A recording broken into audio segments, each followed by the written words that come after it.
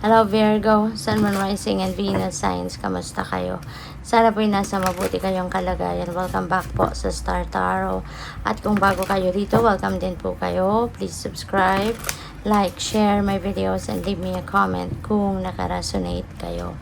So Virgo, first card po ninyo, offer up gratitude. Ayun, baka nakakalimot kayo Virgo sa dami ng ginagawa ninyo kasi multitasker kayo at saka masipag kayo, lagi kayong busy. Baka sa dami ng ginagawa ninyo, nakakalimutan nyo ng magpasalamat sa universe, sa lahat ng biyayang natanggap mo at whatever is yet to come. Kasi napaka-importante ng pagpapasalamat sa mga blessings. Kasi kapag ikaw ay marunong mag-appreciate ng mga blessings na binigay sa'yo at marunong kang magpasalamat, asahan mo na mas marami pa na ibibigay sa iyo yung universe. Mas dodoblehin, titriplehin pa ng universe kung ano man ang mga bagay na ibinigay sa iyo. Kaya importante na marunong tayong magpasalamat, importante na marunong tayong mag-appreciate ng blessings niya. Kasi sa pamamaraan na ganyan, nagbubukas ka ng mas marami pang pinto para sa mas maraming biyaya na pwedeng ibigay sa'yo. So, embrace friendship. Baka maybe you are making new friends sa ngayon. Maybe you are meeting new friends.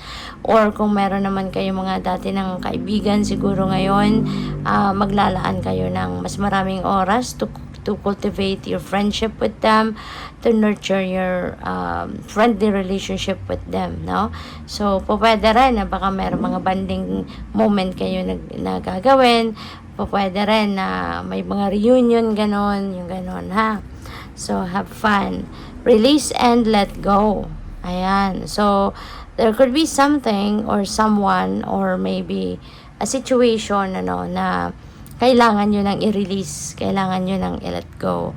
Okay, ito yung mga bagay, tao, sitwasyon na hindi na nagsiserve ng best interest mo, hindi na nagdudulot ng magandang epekto sa buhay mo, wala nang positive effect, kumbaga, sa buhay mo kung ano man ang mga bagay na to.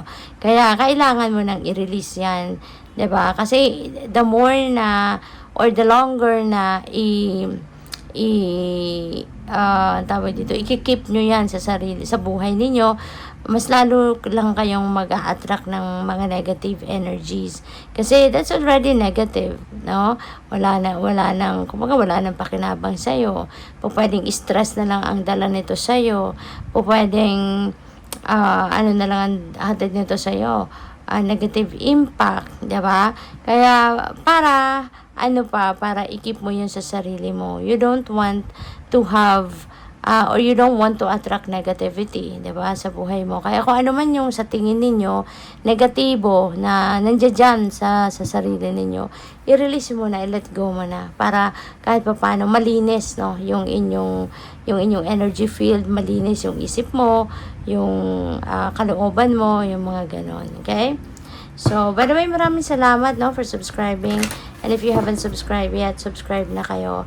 And also, maraming salamat din for not skipping the ads. Malaking bagay po yun sa akin. And also, please click the join button sa baba na video kung gusto po ninyo na mag-join kayo sa membership.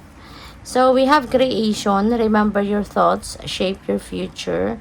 Your words create today. Your choices become your reality. Ayan. So, this is a beautiful reminder para sa iba sa inyo na yung creation talagang starts with the mind, diba? Kasi, yun nga, tulad na sinabi nito, na kung ano yung laman ng isip mo, yan ang magmamanifest sa buhay mo. One day, it will come to reality. One day, kung ano man ang inisip mo, yun ang may experience mo sa inyong realidad.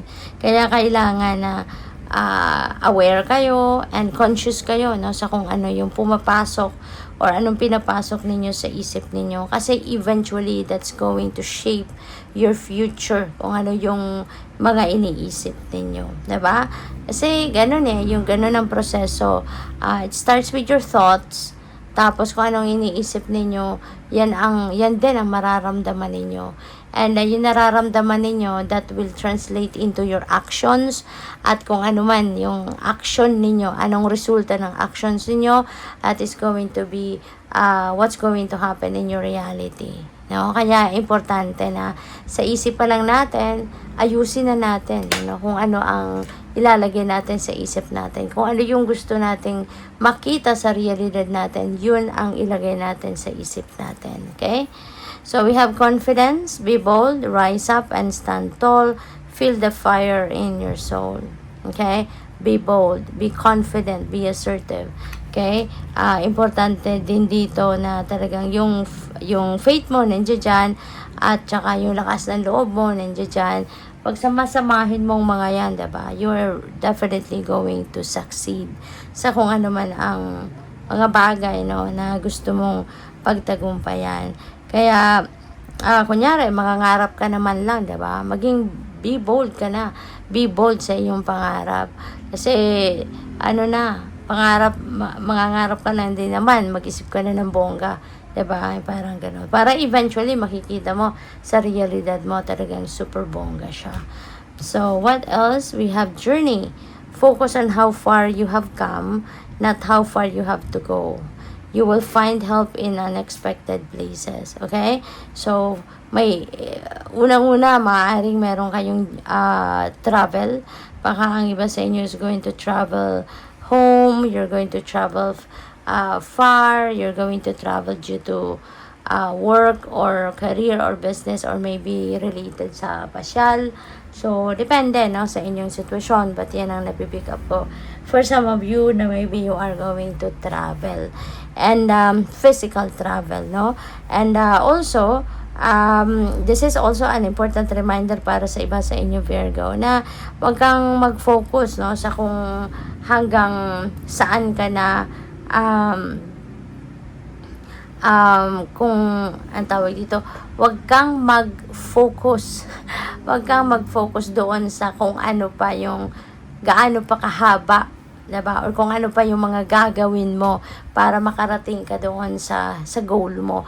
Wag mong bilangin ang mga steps, wag mong bilangin ang mga araw, yung mga ganon, diba? So just go with the flow.